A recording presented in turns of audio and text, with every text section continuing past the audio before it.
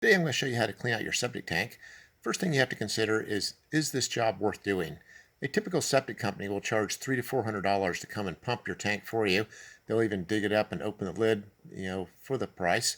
So the only reason that you'd want to do this job is if one, $300 or $400 is a little tight for you, or two, you live in such a remote location that a septic pumping company is not available, for the service. I'm going to do a quick explanation of how a septic system works. Suppose that this is your house. Here's your toilet. There's a pipe that comes out of the bottom of your house and comes horizontally over into a septic tank. The septic tank is for the most part filled with water. There'll be a little bit of sludge in the bottom, which is basically being consumed by bacteria. And then there'll be an airspace above a crusty layer that's usually on the top of the water. The tank lid actually usually is in sections, and you can come and dig up the end section and usually tilt it up to be able to get access to your tank.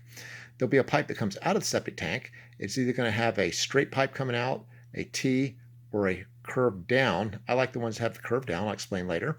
And coming out of there, I like to install a clean out so I can see how much water is standing in my drain field pipes. But a lot of systems will not have this clean out. Going from there, you'll come into a distribution box, and the distribution box will then divide into several different pipes to go into a drain field. This is looking down on it from this direction. I'll switch over to a top view. Here's the distribution box, and the distribution box, like I said, will divide out into 4 or 5 different runs. And there'll usually be a gravel bed, that kind of encompasses this whole thing. Some systems will have environmental domes. There'll be several rows of them, going out like this, instead of having these individual pipes. In my experience with our rental portfolio, the gravel will outlast the environmental domes by probably 3 or 4 times. To diagnose your issue with your septic, first off, it is possible you can get clogs right here where the fluid enters the septic tank. If this crusty stuff builds up enough, it'll block this entry pipe and it'll actually back up from there all the way up into your house. That's the first possibility. Second possibility is if your drain field has gotten so saturated with solids and roots and all kinds of things that it's just basically getting to where it runs slow and it's getting to the end of its life. To be able to diagnose what your issue is, if you can anyway get access either to see what's going on inside the septic tank or dig up this pipe that comes out of the septic tank and drill a small hole in the top of it, if fluid comes out of the top of the pipe, then your drain field is clogged and it's done. If there's no liquid coming out of the top of this pipe, you probably have a clog right up here where it enters the septic tank, for which a plumber with a good jetter or maybe a snake, could clear up for you. We have a rental portfolio with quite a few homes, and so I've had the experience of opening up a lot of these tanks and seeing lots of different types of setups and configurations. One of the things I've noticed on the inlet side where the sewage comes into the tank, I've seen some of these where actually had a curved down piece, and I've also seen some of these where the inlet was below the surface of the water, and all of which we've had no issue with. They've all worked fine. We do have some of them where the inlet is right on the surface of the water. The ones that have the pipe located right on the surface of the water level in the septic tank, we've experienced problems where we'll have backups right here where the sewage will come into the tank. And when this crusty stuff gets built up so much, it begins blocking this entrance into the tank.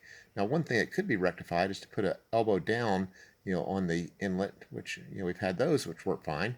But with this configuration, if you're beginning to experience multiple backups for which you're having to call the plumber out, then what you probably want to do is go ahead and get all of this crusty stuff off the surface of the tank.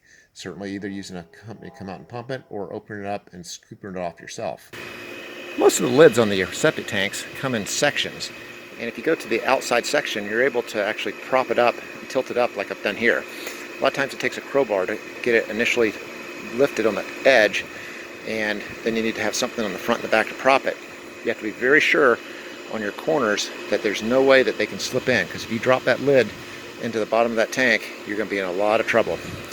When you sit there and look inside, most of the stuff floats on the surface and actually can be shoveled out. There's all kinds of things you'll find. Somebody flushed a pill bottle. Someone else flushed the cap to a shampoo bottle. There's the cap to a shampoo bottle. So a lot of times with rentals, they get all kinds of treasure in your septic tank. In this particular installation, they used a T on the inlet to the drain field. And what I don't like about the T is that whenever the drain field starts running slow, the water will increase over the top of the T, and all kinds of solids and different things will start pouring into your drain field. To get the most life out of your drain field, instead you want to have an elbow that just goes straight down And that way you won't have this problem with filling your drain field up with all that trash. Hey, we'll be back in a little over 60 seconds, and we're going to pause real quick to see if you need any eternal repair. You might say, eternal repair? What's that? Well, hey, consider your whole life. In all your life, have you ever told a lie before? I have, and I'm sure you have too. We all have. Also consider, have you ever stolen something, even no matter how small it was? I'm sure you have, and I have too. The whole point of where I'm going with this is those two rules, lying and stealing, those are two of the 10 commandments in the Bible, which define what sin is. So if you've broken even one of those rules, no matter how small it was, that means you've sinned, and we all have. The punishment for sin is going to hell, or eternal separation from God. The good news is Jesus Christ came to this earth. He didn't lie, he didn't steal, he didn't do all these crazy stuff that you and I've done. He was totally without sin. He was sacrificed on the cross for my personal sin and yours. He went to the grave. 3 days later, he defeated death, and now he sits beside the Father in heaven. The whole point of why he had to take that punishment on the cross was he was taking the punishment for your sin and for my sin.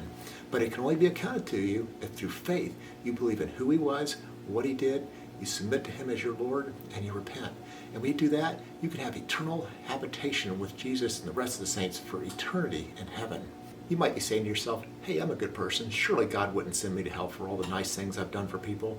But the truth of the matter is the Bible says, by grace you've been saved through faith, and that not of yourselves. It's a gift of God, not of works, lest any man or woman should boast. There is no amount of good work you can do to earn your righteousness before God. Only faith and trust in what Jesus has done for you on the cross. Hey, let's get back to our video, and I'll have a little more information on the eternal portion of this at the end of the video. If you want to take some of the stuff off the surface, you can use a special tool to lift it up off the surface of the water. I made a tool out of a pitchfork, took some string, spun it around, made a web. We're going to use this as kind of a net that we're going to lift stuff off the surface of the water in the septic tank. Another configuration that works even better is to take some 1/2-inch galvanized hardware cloth and spread it across your pitchfork, or maybe some chicken wire, that would have smaller holes than what this did. This worked okay, but there were some amounts of solids that were falling through these gaps. Make sure you have a plan in place before you start scooping. What we did was we used a garbage can with some heavy-duty garbage bags and scooped it right into the garbage can, then sealed the bags. Another idea is you might dig a hole and have a place that you're going to dump it out of a wheelbarrow or something like that. Be sure to use super heavy-duty construction garbage bags, which you can buy at Lowe's or Home Depot, and don't make them too heavy for the garbage man. These are the heavy-duty garbage bags that are 3 mil. Most septic companies will tell you need to pump your tank every year or two, which is really not true. My parents built a house brand new in 1967, and they went 35 years before they had to ever have the drain field serviced or pump the septic tank. One way to tell how full your tank is, it's not by how much stuff is floating on the surface, but rather take a long stick and insert it kind of in the middle of your tank. Go down to where it hits more of a solid base, or then go and push it all the way down to the bottom of the tank. That'll give you an idea of how much sludge is built up in the bottom of your tank. Hey, as far as the eternal portion I was talking about, if you're not sure you know who God is, I encourage you to just to pray like this. Say, Lord Jesus, if you are real and you are out there, I pray you would reveal yourself to me in a tangible way. And when you make that prayer, he's going to answer it, and you will know he is real. At the point you know he is real and you're ready to accept him as your Lord and Savior, the gospel is so simple. All you have to do is just pray like this. Say, Lord Jesus, I recognize that you are the Son of God. You took the price for my personal sin on the cross. I surrender my will to your will as Lord of my life. I repent of my sin. Thank you for loving me, forgiving me, and accepting me into your eternal habitation.